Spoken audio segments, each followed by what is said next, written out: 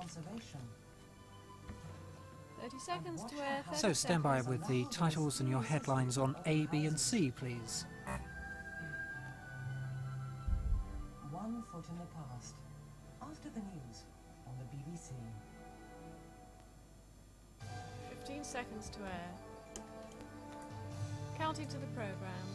10, 9, 8, 7, 6, 5. Run titles. 4, First with the news. 3, This is the 2, BBC. 1, 0. On air, coming through to California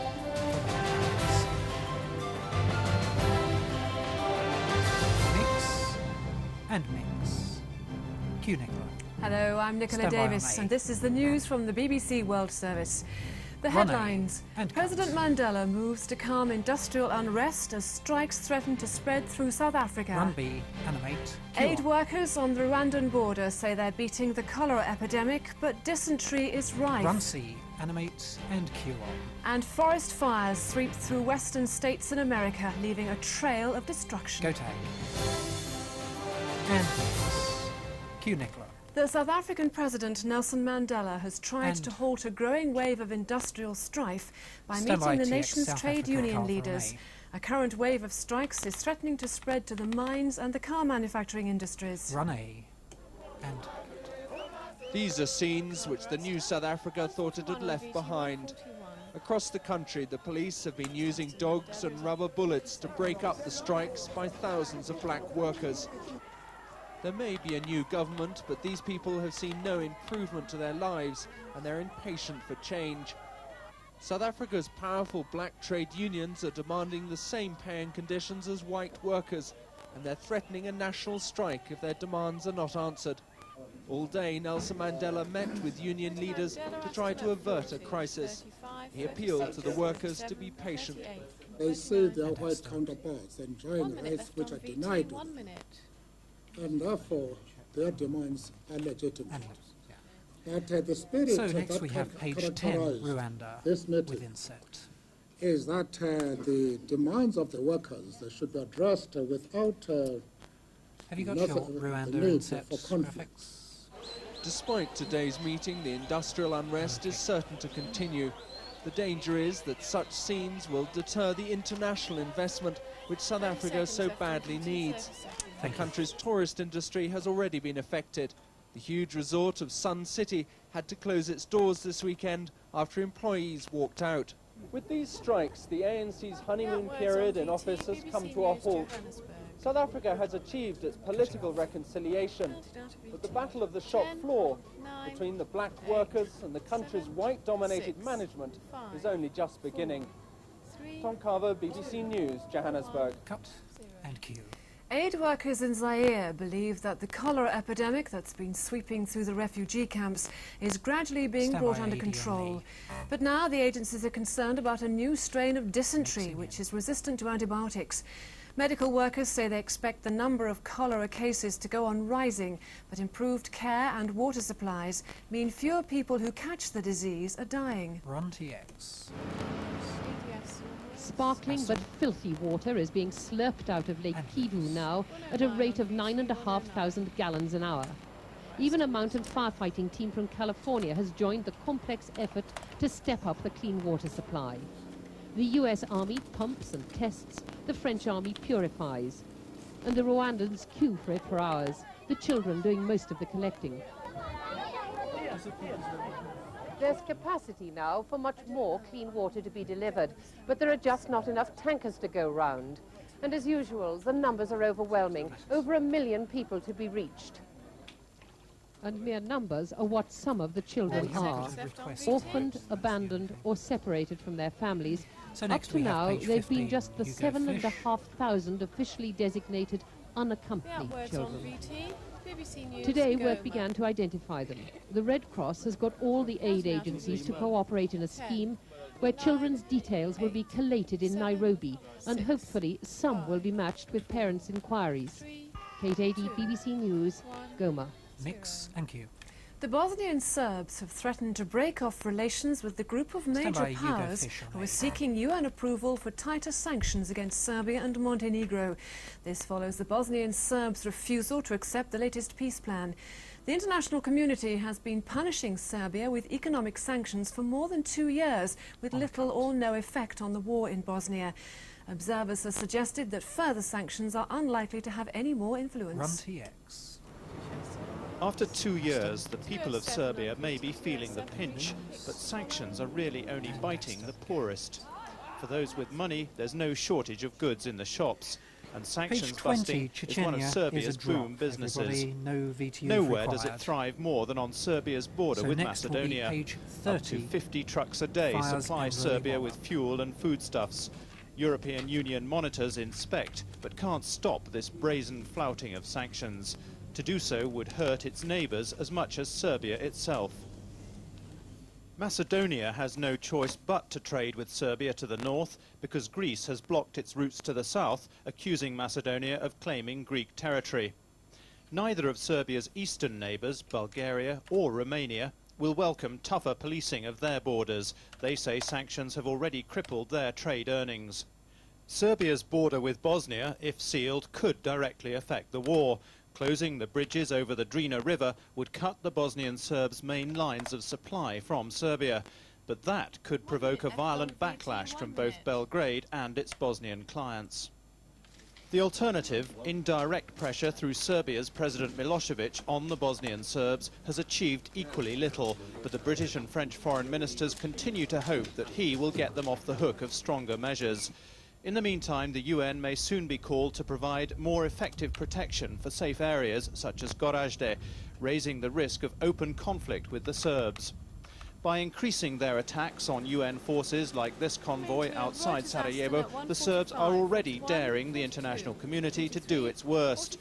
The worst the contact group has come up with so far is to lift the arms embargo against the Muslims. But that would put the UN troops at even greater risk and probably force their withdrawal.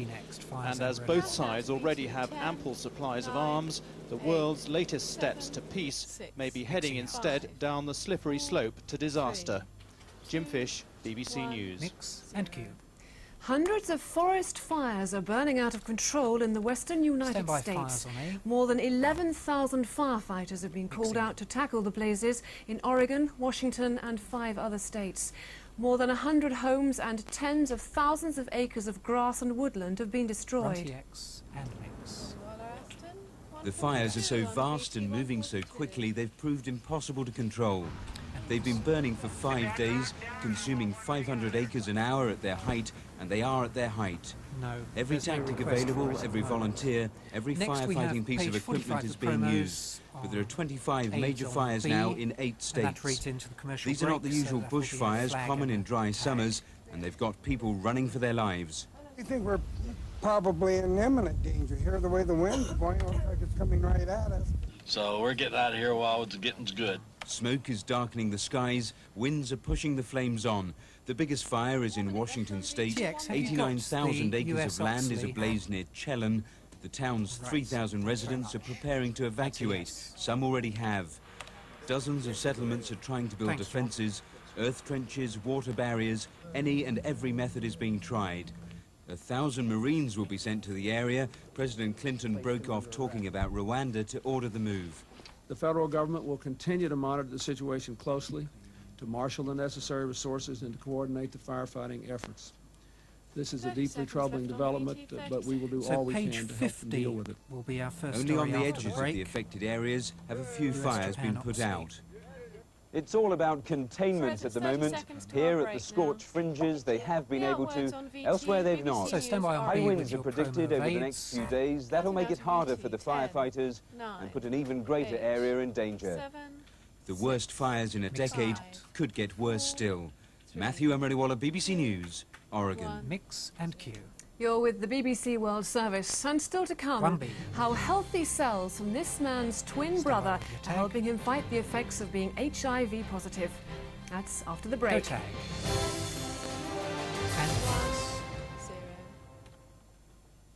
And they've gone. 33 seconds. 33 seconds on the break. Coming back to page 50. US-Japan OXLEY. That'll be NICOLA in close-up.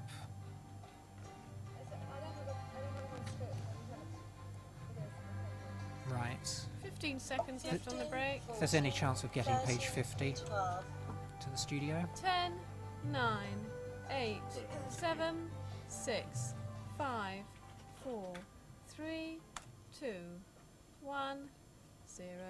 Go tag. Welcome back. The latest attempts by the United States and Japan to find a solution to their long-running trade dispute have ended in failure. Talks in Washington on an agreement to increase foreign access to Japanese government contracts for medical and telecommunications equipment broke down a day before a deadline set by the Americans. The United States is now likely to invoke procedures which could lead to the imposition of sanctions on Japan. Run TX and cut. The latest talks were just part of the United States' long-running efforts to persuade Japan to open up its markets to foreign suppliers. Both sides said there had been some progress and consultation would continue. I have indicated simply that our talks have concluded for today and for this weekend. We did make some progress, right, so but the talks will continue. Page 51 is a drop, everybody. No VTU required. It was just over a year ago at the Group of 7 summit in Tokyo that the United States and Japan reached a framework agreement which they hoped would enable them to resolve trade disputes between them in future. But since then, they've not agreed what the agreement meant. And America's huge trade gap with Japan, nearly $60 billion, has persisted. The latest talks on telecommunications and medical equipment covered only part of the problem. Cars, car parts, insurance and financial services are other big areas of the Japanese economy where United States firms want to be allowed to compete more for business. With the failure of the latest talks, the Americans can now invoke procedures which could eventually lead to the imposition of sanctions on Japan. However, they've backed away from sanctions before, and they may hope that after a period to cool off, further talks may be more successful. Cut and cue. 40 years ago this month, the Geneva Conference on Indochina marked the end of the first Indo-Chinese war between the Vietnamese and the French colonial government. The agreement led to the division of Vietnam, but it marked an important success for the Vietnamese Communist forces, led by Ho Chi Minh. In Vietnam, celebrations have been held to mark the victory which made it possible. Run TX and mix. 131. Vietnamese troops marked the anniversary of a battle which changed the face of Indochina. 40 years ago, here at Dien Bien Phu, the French colonial army suffered a crushing military defeat at the hands of the Vietnamese. After a 2-month siege in 1954, a force of 11,000 French troops was overwhelmed by 49,000 Vietnamese, led by General Vo Nguyen Giap. Within months, the French had signed a peace agreement which ended their colonial presence in Indochina. Lieutenant General Lê Thuy, now in his 70s, is a veteran who was wounded in the battle.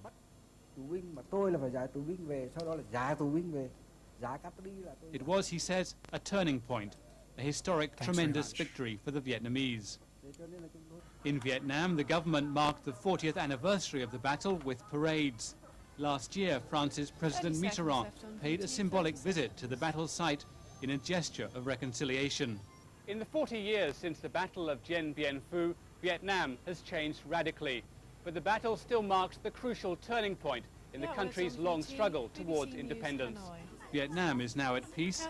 Its Communist Party is fighting a new battle for economic development. The veterans of Dien Bien Phu say their victory won't be forgotten. Jonathan Birchall, BBC News, Hanoi. Cut and cue. While medical researchers are still struggling to find a cure for AIDS, an Australian scientist has discovered a way of holding back the virus in one HIV-positive patient. Although they don't know if the technique will work for every sufferer, doctors are hoping to use the same procedure on other patients. Ever since scientists discovered the HIV virus, which can lead to AIDS, the cure has proved to be as elusive as the disease is deadly. And while millions of dollars are spent each year in the race to beat the disease, researchers in Sydney have managed to buy time for one patient. Jamie Richards' symptoms were fairly typical of an HIV sufferer. We were watching rapid destruction of his immune system. But Jamie also has an identical twin brother with healthy T cells that the immune system uses to fight infection. Doctors discovered that by collecting T cells from the healthy twin and injecting them into his brother, they could hold off the onset of AIDS. Straight away, within a couple of days, I started to feel a lot better. And we haven't cured him because he still has the virus in his body, but we took him back from the brink of developing AIDS to a more safe distance. The T cell strategy is not a cure, but it does strengthen an already battered immune system, helping to prolong a sufferer's life. To make sure they have a ready supply, Professor DWYER is harvesting the twins' healthy T cells. And we freeze those cells away for a rainy day. It's like having an insurance policy. In the end, that policy may not pay dividends, but for Jamie Richards, the investment has been worthwhile. The outwards on VT, full I would have gone through anything, absolutely anything. It's not only done things for me, it's done things for research and it's done things for a lot of other people. That can only be good news for HIV sufferers who are fast approaching full-blown AIDS. And mix. Thank you. And that's the international news. I'll be back with the headlines after the weather with David Lee. Go tag. And so